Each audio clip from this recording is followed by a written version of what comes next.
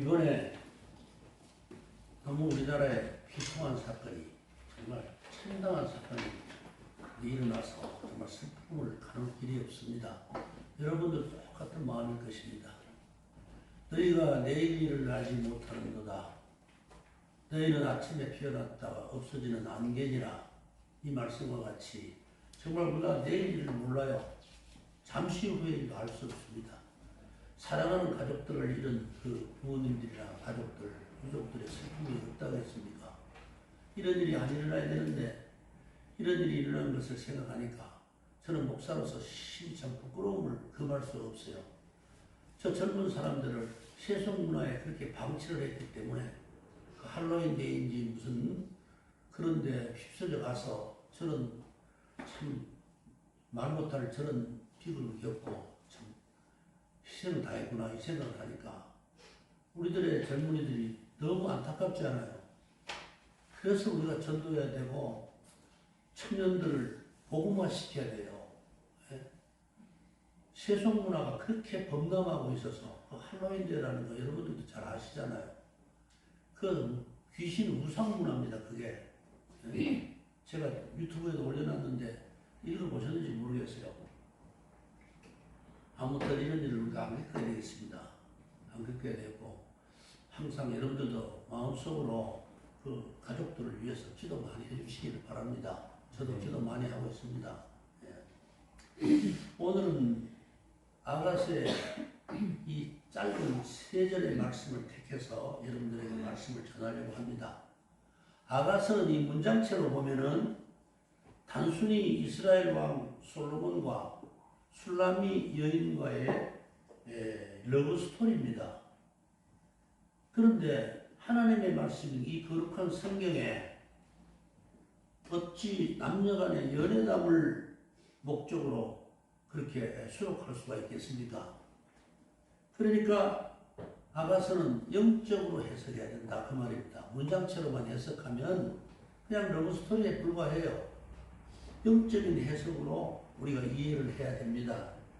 한마디로 이 아가서는 하나님께서 교회와 성도를 얼마나 극진히 사랑하시는지 그 사랑의 농도와 깊이를 보여주는 사랑의 메시지다. 이렇게 설명할 수가 있습니다. 여기서 솔로몬은 주님을 상징합니다. 또 술라미 여인은 주님의 신부로 묘사된 이 교회 또는 성도를 은유적으로 표현하고 있는 것입니다. 왜냐하면 성경은 성경으로 해석해야 돼요. 내 사적인 이성으로 이렇게 해석하는 것이 아니고 영적으로 해석하는 거죠. 성경에서 그런 말씀이 뒷받침되어 있습니다. 계시록 21장 9절에 보면은 일곱 천사 중 하나가 나와서 내게 말하여 이르되 이리 오라 내가 신부 곧 어린 양의 아내를 내게 보이리라 그랬어요. 어린 양이 누구지요? 예수 그리스도시잖아요. 어린 양의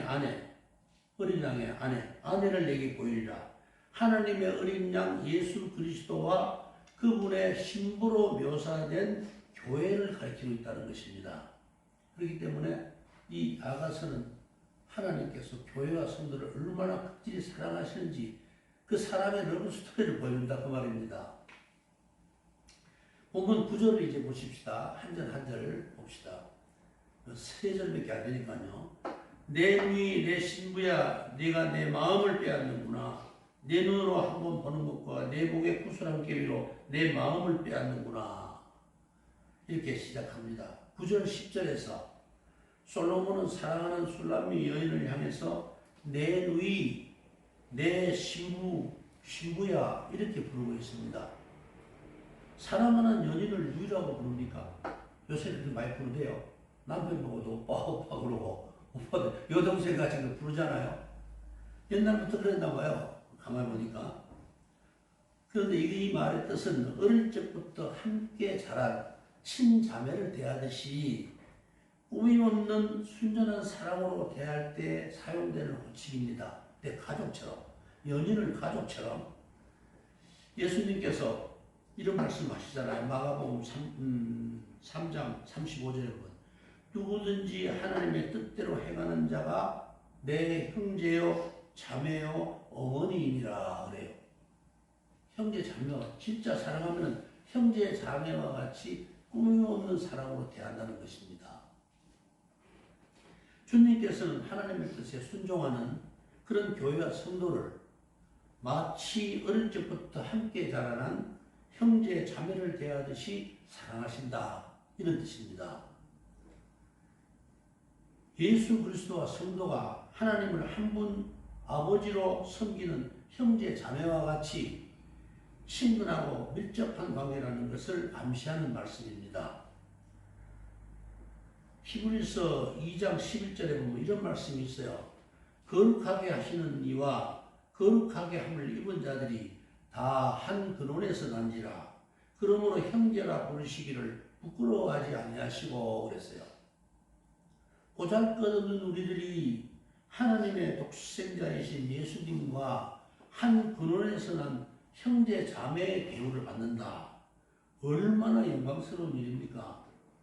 얼마나 영광스러운 일입니까? 정말 분에 넘치는 사랑의 발로가 아닐 수가 없습니다. 하나님께서 우리를 그렇게 사랑하십니다. 하나님이 얼마나 우리를 사랑하셨으면 독생하신 아들을 십자가의 형틀에 내어주셨겠어요. 그렇게까지 우리를 사랑하십니다. 그리고 이제 나의 신부야 또 이렇게 부릅니다.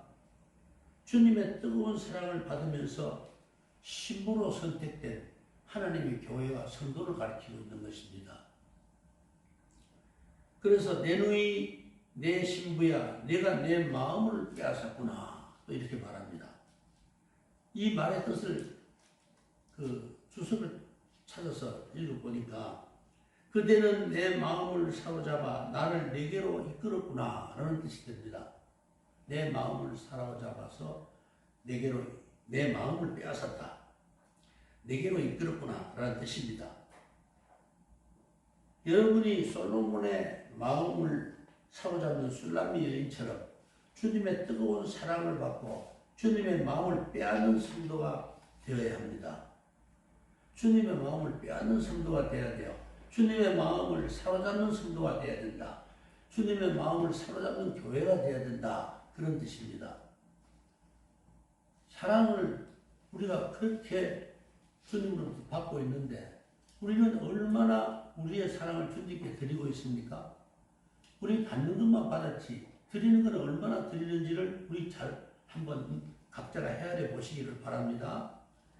내 누이 내 신부야 내 사랑이 어찌 그리 아름다운지 내 사랑은 포도주보다 진하고 내 기름의 향기는 각양 향품보다 향기롭구나. 10절에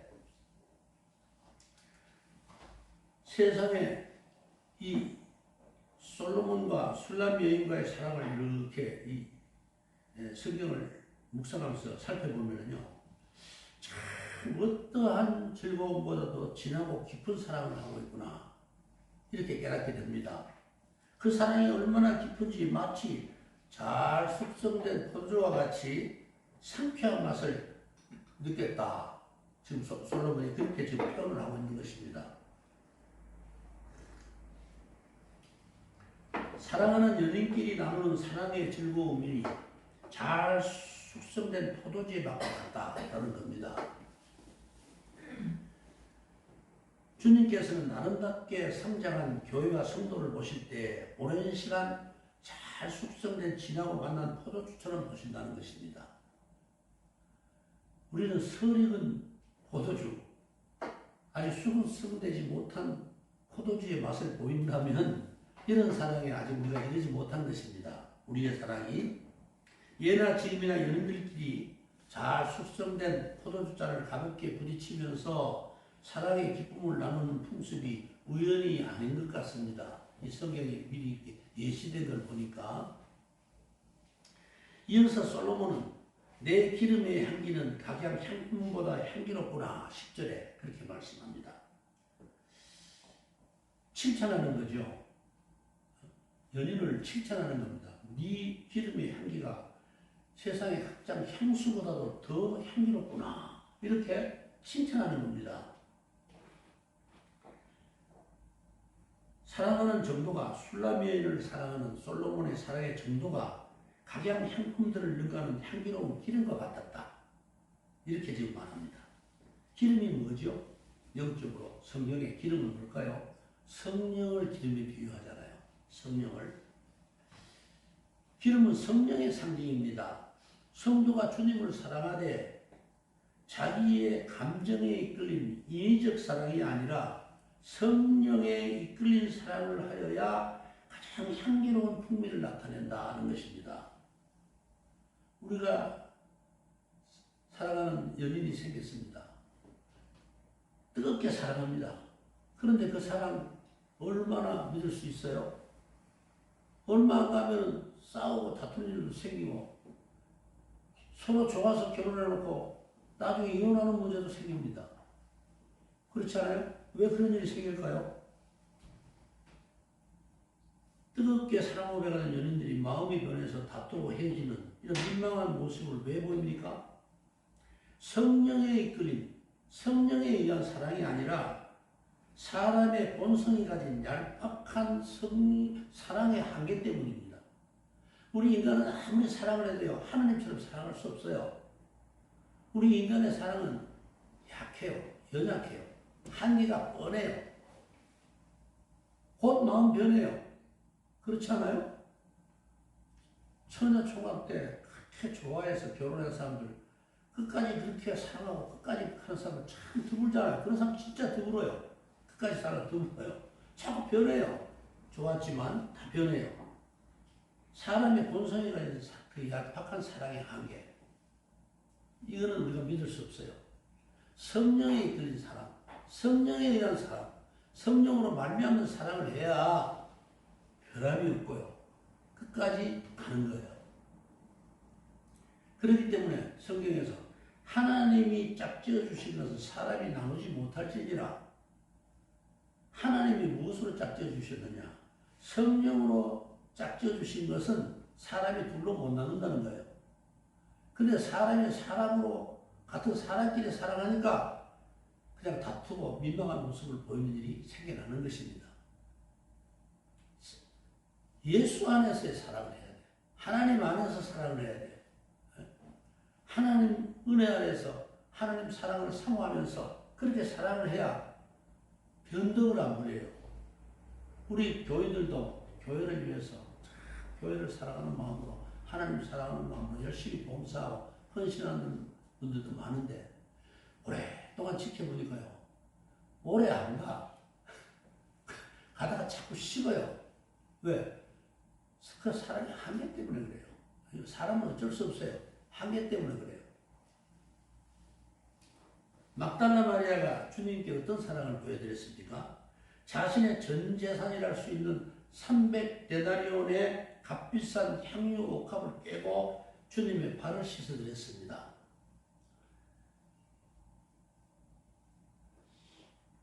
마치 술람미 여인의 사랑의 향기가 지금 성경에 기록될 막달라 마리아의 사랑의 예표처럼 이 술람미 여인의 사랑이 나타나고 있습니다.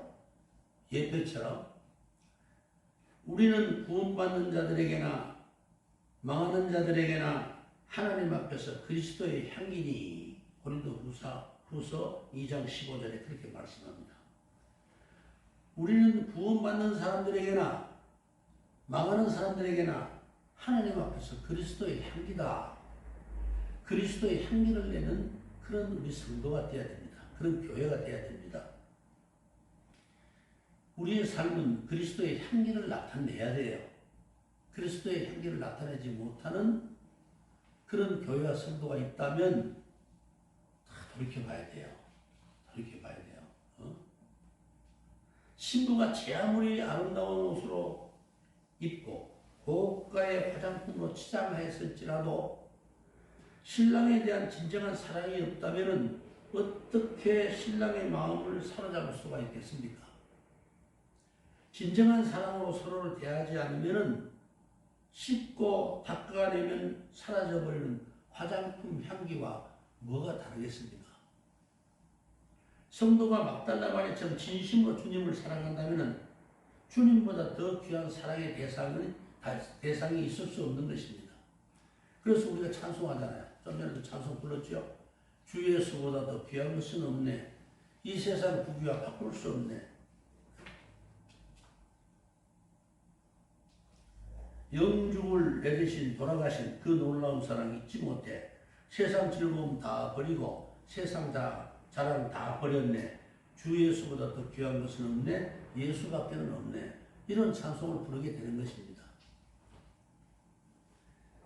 깎아지는 절벽이나 험준한 산비탈이 보행자들에게는 오르기 힘든 장애물로 보일 것입니다. 그러나 등산 애호가나 미술가들에게는 더할 나위 없는 즐거움의 대상이 아니겠어요? 풍경화를 그리는 절벽을 보면서 풍경화를 그리는 사람한테는, 화가한테는 참 멋진 풍경입니다. 또 등산가들 그 깎아지는 절벽도 즐겁게 타고 올라가잖아요. 즐거움의 대상입니다. 그와 마찬가지로 우리 모두가 죄 많고 누추한 죄인들이었습니다. 그런데 주님께서는 자기 목숨을 십자가에 내어주시기까지 우리를 사랑하셨습니다. 그렇기 때문에 주님께는 우리가 무엇보다도 귀중한 존재인 것입니다. 주님이 그래서 우리를 그렇게 사랑하시는 거예요. 우리 하나님께서 한눈을 실명한 어머니가 있었습니다. 그 어머니가 어린 아들에게 이 세상에서 누가 가장 예뻐? 하고 물어봤어요. 그랬더니 그 어린 아들이 엄마요 하고 대답합니다. 엄마요. 엄마가 제일 이쁘다는 겁니다. 왜? 어머니를 가장 사랑하니까 아이의 눈에는 이 세상에 엄마보다 더 이쁜 존재는 없는 것입니다. 지금 본문에 나타나는 이 솔로몬이 사랑하는 술람미 여인은요, 농촌의 한 포도원에서 일하는 시골 처녀였습니다. 그 장녀라는 태양볕 에 얼굴이 검게 그을리고 피부도 거칩니다. 그 거친 피부를 가꿀 여유조차 없었던 그런 시골 처녀였어요. 그런데 사랑의 눈으로 보는, 오직 그녀만을 사랑하는 솔로몬의 눈에는 그녀가 세상의 어떤 여인보다도 아름답게 보였다는 것입니다. 그래서 지금 4장 7절에 보면은 나의 사랑 너는 어여쁘고 아무 흠이 없구나 이렇게 말합니다. 나의 사랑 너는 어여쁘고 아무 흠이 없구나. 검게 그을리고 피부도 거칠고 손도 발도 다 거칩니다. 농촌에서 일하는 처녀이기 때문에.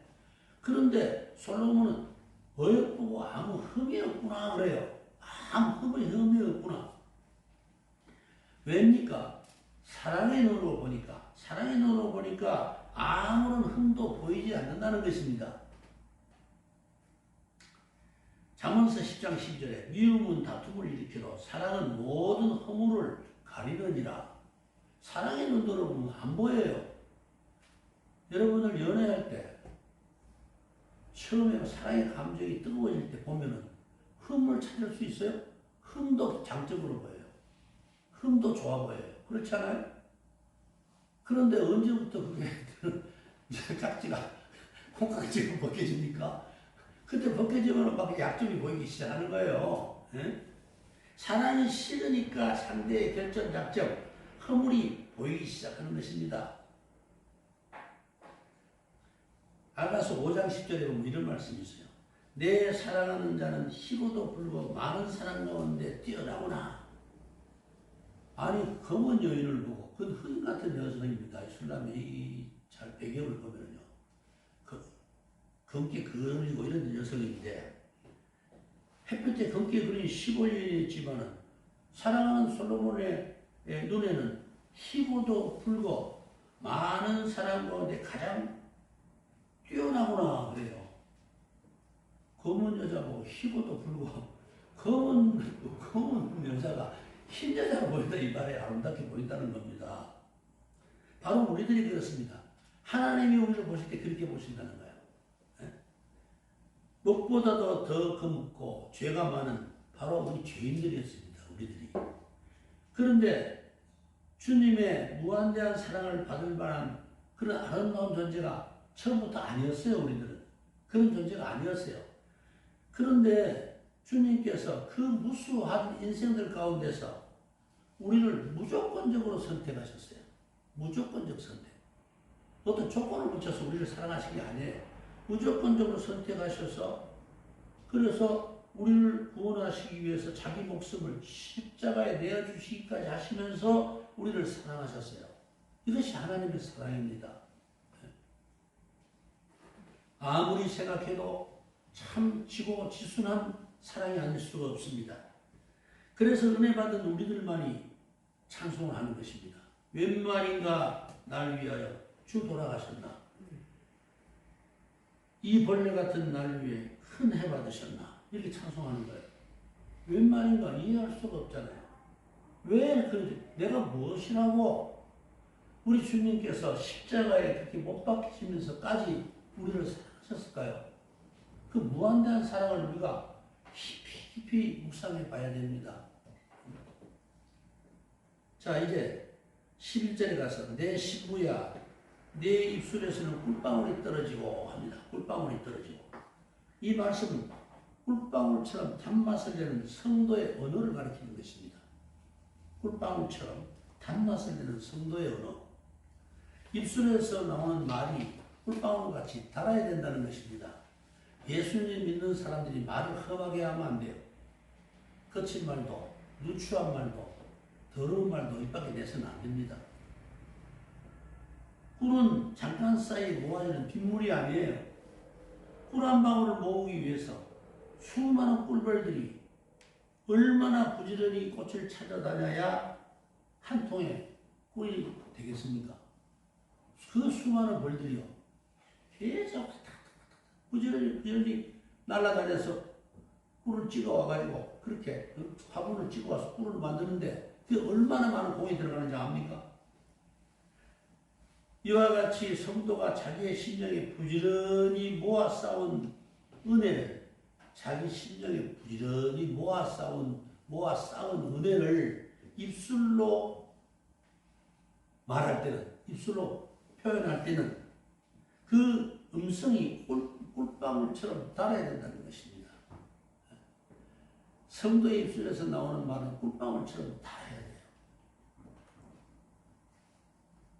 선한 말은 꿀송이 같아서 마음에 달고 뼈에 양약이 되느니라. 잠언서 16장 24절에 선한 말은 꿀송이 같아서 마음에 달고 뼈에 양약이 되느니라. 이렇게 말씀합니다. 따뜻한 사랑의 말, 위로의 말은 상한 마음을 가진 사람에게 치유의 은사를 보여줍니다. 나타내게 됩니다. 사랑의 말, 위로의 말, 따뜻한 말을 많이 하세요. 주위 분들한테 상처하는 말 절대로 안 해야 합니다. 예수 믿는 사람 꿀방울같이 입술에 꿀방울을 담은 것처럼 단말을 많이 해서 위로의 말이 되게 하고 사랑의 말이 되게 해야 합니다. 그러나 악인의 말은 어떻습니까? 쑥처럼 쓰고 예리한 칼처럼 날카로워서 깊은 상처를 주게 됩니다. 대저 음녀의 입술은 꿀을 떨어뜨리며 그 입은 기름보다 미끄러우나 나중은 쑥같이 쓰고 두 날 가진 칼같이 날카로우며 이렇게 대비하고 있습니다.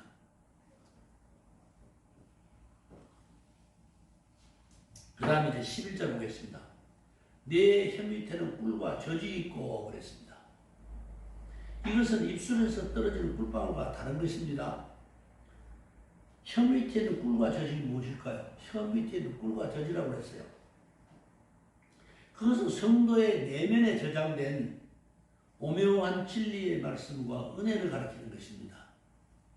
여러분들의 심령에 내면에 저장된 오묘한 하나님의 말씀, 진리의 말씀, 그리고 은혜를 의미하는 것입니다. 꿀은 말씀이고 젖은 은혜를 의미하는 것입니다. 주의 말씀이 꿀과 소유꿀보다 더 달도다. 시편 119편 10절에 주의 말씀이 꿀과 소유꿀보다 더 달도다. 그렇게 표현했잖아요. 성경에. 그 다음에는 젖은 뭐냐? 갓난아이 같이 순전하고 신령한 젖을 사모하라. 베드로전서 2장 2절에 그렇게 말씀합니다. 신령한 젖이란 신령한 주님의 은혜를 가리키는 것입니다. 신령한 은혜. 하나님의 말씀과 은혜는 갓난아이와 같이 미성숙한 성도를 영적으로 성장시키는 최고의 성장 발육제이고 자양강장제입니다. 그래서 성도는 소용돌이처럼 달고 오묘한 말씀과 신령한 은혜를 날마다 섭취해야 합니다. 그래서 매일 성경이 필요한 거예요. 매일 성경을 읽고 매일 묵상하고 그런 자기의 성장 발육제로 그렇게 자꾸 자기 내면에다 저장을 해야 된다는 말씀입니다. 마리아는 송이꿀보다 더 단 주님의 말씀에 심취되었습니다. 자리에서 일어날 줄 모르고 주님 이렇게 아래서 쳐다보면서 말씀만 듣습니다. 언니 되는 마리아가 화가 났어요. 그래서 주님께 이제 말하자면 참소를 하는 거죠. 원망을 합니다. 마르다는 준비하는 일이 많아 마음이 분주한지라 예수께 나와 이르되 주여 내 동생이 나 혼자 일하게 두는 생각을 하지 아니하시나이까 그를 명하사 나를 도와주라 하소서. 이렇게 누가복음 10장 4절에 말을 합니다. 그런데 주님이 어떻게 답변하시죠? 마리아는 이 좋은 편을 택하였으니 빼앗기지 아니하리라. 우리가 봉사 헌신하는 것보다도요 더 중요한 것이 하나님의 말씀 듣는 일입니다. 물론 교회 와서 열심히 봉사도 하고 헌신도 해야죠. 그것도 필요한 일이죠. 좋은 일입니다. 더 중요한 거 말씀을 이렇게 삼아야 된다는 거예요. 이 좋은 편을 택하였으니 빼앗기지 아니하리라. 마리아를 칭찬하십니다. 자, 그 다음에 11절에 가서 내 의복의 향기는 레바논의 향기 같구나 이럽니다. 솔로몬은 술람미 여인의 옷에서 풍기는 은은한 향기에 매료돼서 그 향기가 레바논에서 자라나는 백향목의 독특한 향기와 같다고 지금 칭찬합니다. 술람미 여인의 향기나는 의복이 무엇을 상징합니까? 의복이 무엇을 상징할까요? 그 의복은 칭의의 옷입니다. 의롭다 여김을 받는다. 칭의의 옷입니다. 의롭다 여김을 받았다는 증표의 옷입니다. 그 옷은 흰 옷인데 어린 양 예수 그리스도의 피로 죄 씻음 받은 성도의 옷이라고 그랬어요. 회개하고 의롭다고 칭함을 받은 성도의 옷입니다. 그에게 빛나고 깨끗한 세마포 옷을 입도록 허락하셨으니 이 세마포 옷은 성도의 옳은 행실이로다 하더라. 계시록 19장 8절에 칭의의 옷을 가리키고 있어요. 이처럼 의롭다 칭함을 받은 성도의 인격과 삶은 레바논의 백향목처럼 그윽한 향기를 내야 된다는 것입니다. 이 레바논의 백향목이라는 나무가 있는데요. 이 나무는 성전의 목재로 쓰이는, 성전을 지을 때 쓰는 목재로 쓰이는 나무입니다. 레바논은 히다라는 뜻인데요. 히다. 거기서 유래된 지명입니다.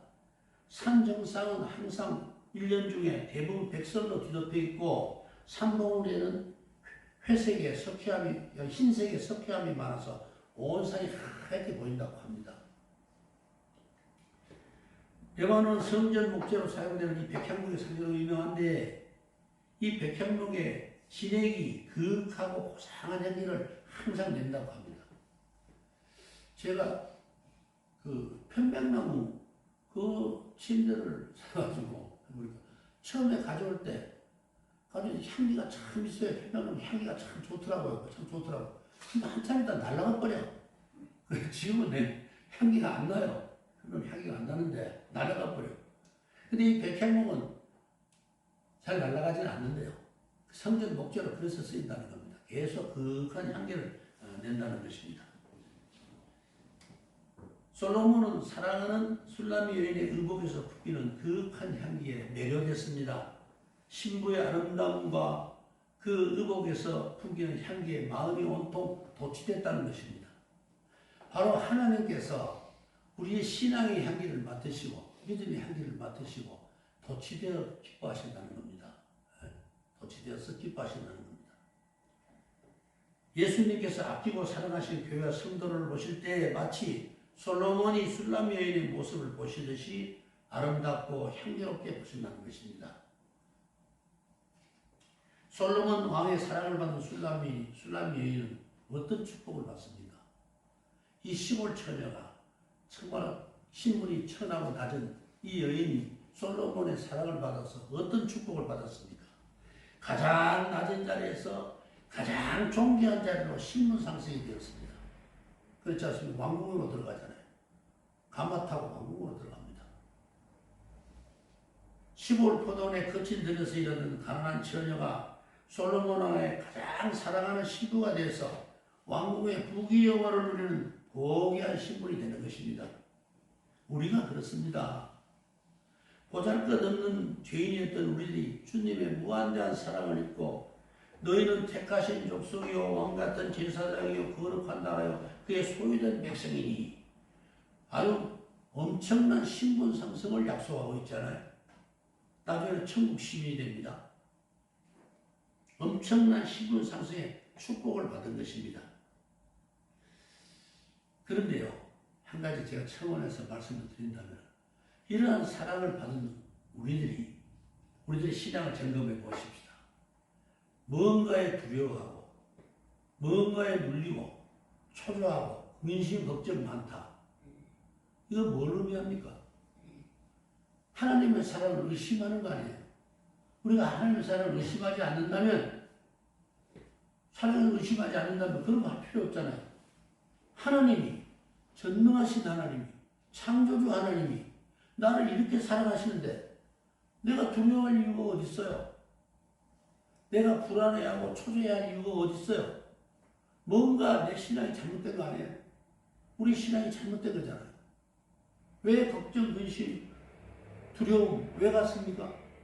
하나님이 지금 솔로몬 왕이 최고의 권위를 가진 솔로몬 왕이 이 시골 처녀를 사랑하듯이 이렇게 사랑하시는데 우리를 그렇게 사랑하시는데 그렇다면 왕이 가진 모든 권력, 모든 힘이 다 언제든지 나를 보호해 주실 수 있고 언제든지 나를 지켜줄 수가 있는데 왜 우리가 불안하고 두려워하고 걱정하고 근심합니까? 뭐가 잘못된 거예요? 하나님이 잘못된 거예요? 내가 잘못된 겁니까? 내 신앙이 잘못된 거잖아요. 하나님이 이렇게 사랑하시는데 솔로몬이 술람 여인을 사랑하시듯이 이렇게 사랑하시는데 너는 어여쁘고 어여쁘다. 많은 사람들에 뛰어난다. 희고도 불구하고 많은 사람 중에 뛰어난다. 이렇게 이쁘게 보시면서 우리를 사랑해 주시는데 왜 두려워하고 근심 걱정하고 가라앉고 그 어두운 곳에서 그냥 어쩔 줄 몰라 합니까? 신앙의 기조가 허물어진 거예요. 신앙의 기조가 허물어진 거야. 잘못된 거예요. 이게 정신 차려야 되는 거예요. 다들. 응? 내한테 두려움이 오면은 뭐라고 외쳐요? 하나님은 사랑이신데 독생자까지 내어주시면서 나를 사랑하시는 그런 좋으신 하나님인데 내가 이 하나님을 왜 두고 내가 뭐 때문에 세상을 이렇게 걱정 근심하나? 이래야 되잖아요. 우리가 신앙이 진짜 있다면 담대하라 두려워하지 말라 그러잖아요. 두려워하지 말라. 내가 너와 함께하니라. 내가 사망의 음침한 골짜기로 달릴지라도 해를 두려워하지 아니할 것은 주께서 나와 함께 하심이라. 주의 지팡이와 막대기가 나를 안위하시나이다. 이렇게 돼야 되잖아요. 그렇게 돼야 되잖아요. 아가서가 주님의 깊으신 사랑을 묘사하기 위해서 솔로몬 왕과 술람 여인과의 러브스토리로 은유적 표현을 했지만은 그러나 어찌 지고지순하신 주님의 무한대한 사랑을 다 필성으로서 표현할 수가 있겠습니까? 우리 교회와 성도 여러분이 솔로몬의 사랑을 받은 술람 여인처럼 은혜와 축복으로 충만하기를 소망합니다. 사랑 안에 두려움이 없고 온전한 사랑이 두려움을 내어 쫓나니 두려움에는 형벌이 있습니다. 요한일서 4장 18절에 이 말씀 잘 기억하세요. 두려워하면 어떻게 한다고요? 형벌이 있습니다. 두려워하면 형벌이 있습니다. 이거 잘 들어야 돼. 사랑 안에는 이 하나님의 사랑 안에는 두려움이 없어야 돼. 하나님의 사랑 안에 두려움이 없고 온전한 사랑이 두려움을 다 내어 쫓나니 두려움을 다 내어 쫓아요. 쫓나니 믿음이 진짜 있어 보세요. 두려움이 왔다가 도망가요. 한 길로 왔다가 7길로 도망가는 거예요. 두려움에는 형벌이 있습니다. 두려워하면 하나님 가만 두시지 않아요. 두려우면 형벌이 있습니다. 이 성경 말씀, 하나님 말씀이에요. 두려워하는 신앙가는요 화가 나. 그래서 내가 전에도 설교할 때 그 소리 자주 하잖아요. 예수는 잘 믿으면 복이고 잘못 믿으면 화다 그래요. 예수 잘 믿으면 복이고 잘못 믿으면 화다. 이야기가 여러 차례 했죠. 주님의 절대적인 사랑을 의심하지 마십시오. 주님의 절대적인 사랑을 100% 믿어야 돼. 100% 신뢰해야 돼. 주님의 사랑을 의심해서는 안 돼요. 아들까지 내어주시는 분이에요. 독생하신 아들. 십자가에 내어주신 분이에요. 그 사랑을 의심하면 안 되죠. 그러면 하나님 화나시잖아요. 나를 의심해? 그럼 너 의심만 먹고 너도 벌 좀 받아야 되겠다. 형벌이 있습니다. 그거잖아요. 그 말씀이에요. 끝까지 하나님의 사랑을 신뢰하고 오직 믿음으로 세상을 이겨내서 행복한 인생을 살아가는 여러분 되시기를 주님의 이름으로 축원합니다. 기도합시다. 아버지 하나님, 우리들은 믿음이 연약하고 부족하고 하나님의 그 오묘하고 깊은 사랑을 이해하지 못해서 항상 믿음을 저버리고 방황할 때도 많고 원망할 때도 많고 힘들어할 때도 많았습니다. 아가서의 이 귀한 말씀을 통해서 하나님의 극진하신 사랑을 우리와 깨닫게 해주시고 오직 하나님을 절대적으로 신뢰하며 하나님의 말씀대로 살아가도록 인도하여 주시옵소서.